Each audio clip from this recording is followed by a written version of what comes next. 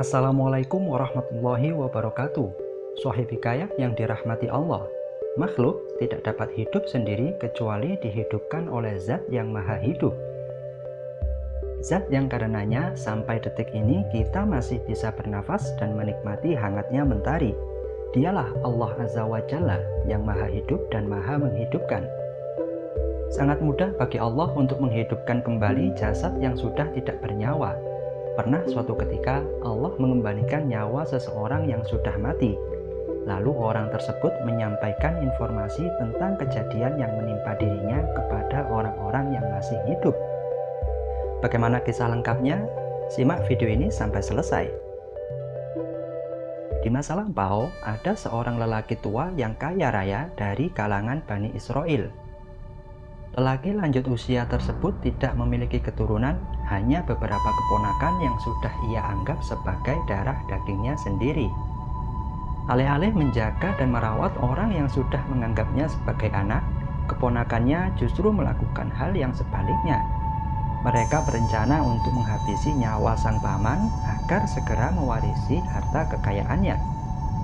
Pada suatu malam, salah seorang dari mereka berhasil membunuh pamannya dan membuang jasadnya ke jalan raya.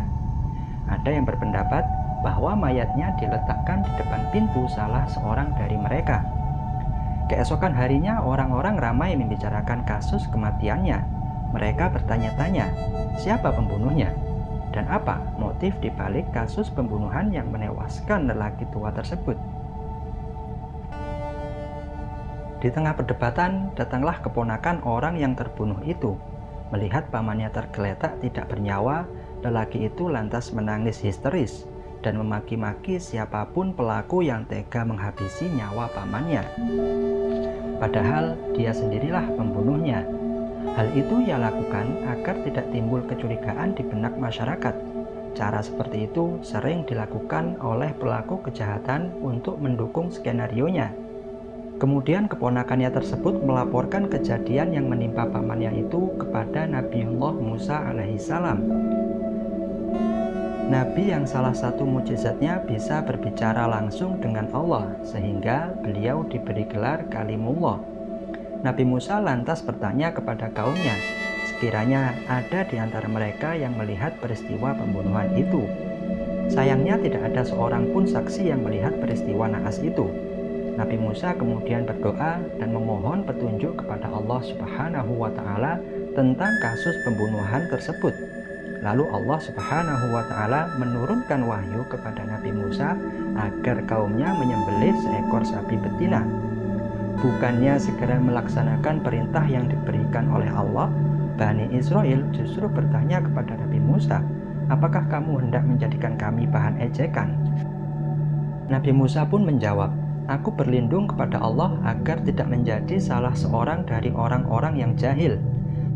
Beberapa ulama berpendapat, seandainya mereka menerima perintah itu apa adanya, tentu hal itu sudah cukup dan perintah itu pun terpenuhi.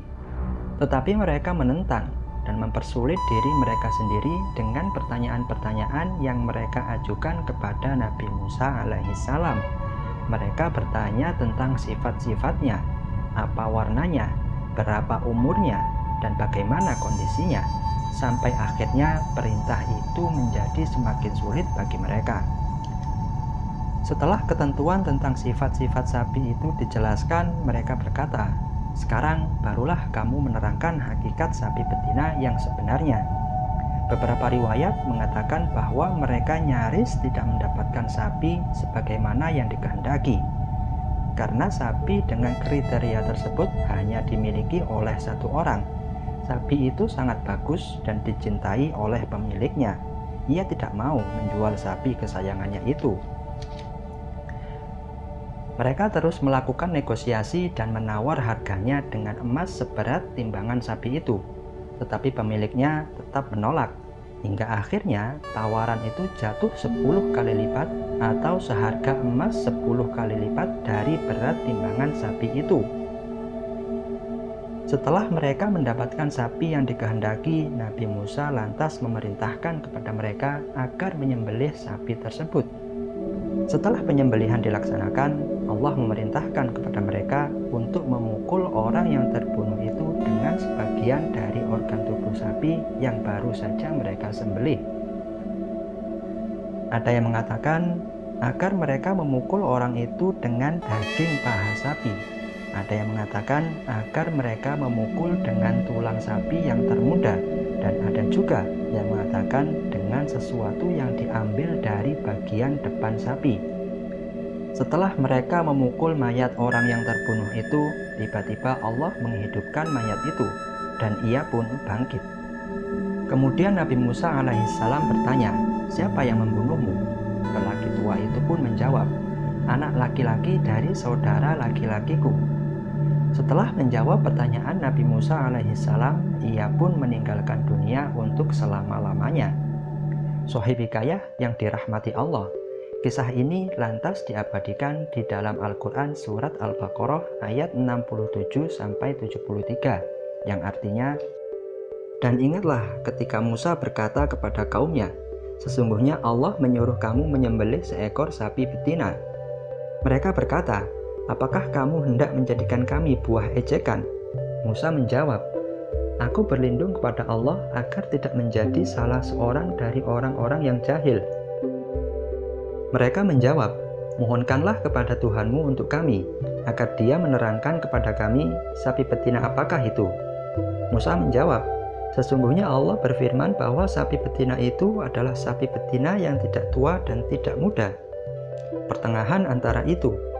Maka kerjakanlah apa yang diperintahkan kepadamu. Mereka berkata, mohonkanlah kepada Tuhanmu untuk kami, agar dia menerangkan kepada kami apa warnanya. Musa menjawab, sesungguhnya Allah berfirman bahwa sapi betina itu adalah sapi betina yang kuning. Yang kuning tua warnanya lagi menyenangkan orang-orang yang memandangnya.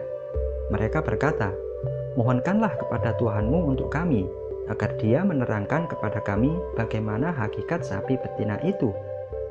Karena sesungguhnya sapi itu masih samar bagi kami, dan sesungguhnya kami insya Allah akan mendapat petunjuk untuk memperoleh sapi itu. Musa berkata, sesungguhnya Allah berfirman bahwa sapi betina itu adalah sapi betina yang belum pernah dipakai untuk membajak tanah dan tidak pula untuk mengairi tanaman. Tidak cacat dan tidak ada belangnya. Mereka berkata, sekarang barulah kamu menerangkan hakikat sapi betina yang sebenarnya. Kemudian mereka menyembelihnya dan hampir saja mereka tidak melaksanakan perintah itu. Dan ingatlah ketika kamu membunuh seorang manusia, lalu kamu saling tuduh-menuduh tentang itu. Dan Allah hendak menyingkapkan apa yang selama ini kamu sembunyikan. Lalu kami berfirman, pukullah mayat itu dengan sebagian anggota sapi betina itu. Demikianlah Allah menghidupkan kembali orang-orang yang telah mati dan memperlihatkan padamu tanda-tanda kekuasaannya agar kamu mengerti. Maha benar Allah dengan segala firman-Nya. Wassalamualaikum warahmatullahi wabarakatuh.